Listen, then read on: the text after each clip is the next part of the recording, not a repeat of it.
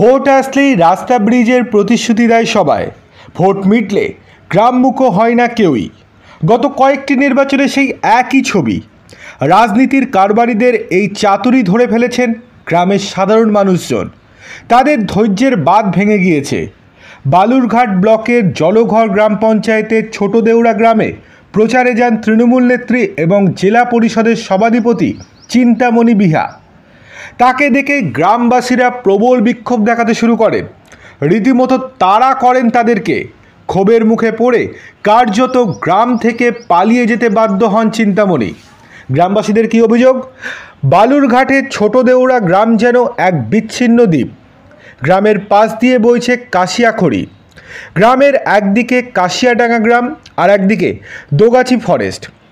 গ্রামে প্রায় 100 ঘরের বসবাস। ভোটারের সংখ্যা প্রায় 400 জন।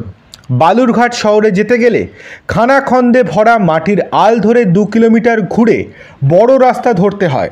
অথচ ফরেস্টের ভেতর দিয়ে দোগাছি মোড়ে উঠে পাকা রাস্তা ধরলে খুব কম সময়ে বালুরঘাট টাউনে পৌঁছে যাওয়া যায়। বর্ষায় এই শাখা নদী ফুলে উঠলে এই শর্টকাট রাস্তা পার করায় গ্রামবাসীদের দায় হয়ে ওঠে। ছোট ছোট বাচ্চা ছেলেমেয়েরা স্কুলে যেতে ভয় পায়, এমনকি শিক্ষকেরাও এই কাদা মাখা রাস্তা ঠেলে প্রতিদিন স্কুলে আসতে পারেন না। গ্রামবাসীরা দীর্ঘদিন কাশিয়াখাড়ির ওপর সেতু নির্মাণ ও রাস্তার দাবি জানিয়ে আসছেন, কিন্তু এতদিন রাজনৈতিক দলগুলি শুধু তাদের দাবি পূরণেই আশ্বাস দিয়েছে, কেউ কাজ করেনি। এতেই ক্ষুব্ধ ছোট দেউড়া গ্রাম। আর আজকে এই রকম জেলা সভাধিপতি যেতেই তৃণমূলের তাড়া করেন গ্রামবাসীরা। প্রথমে বিক্ষোভ দেখান, এরপর লাঠি এবং ঝাঁটা হাতে তাড়া করা হয় তাদেরকে।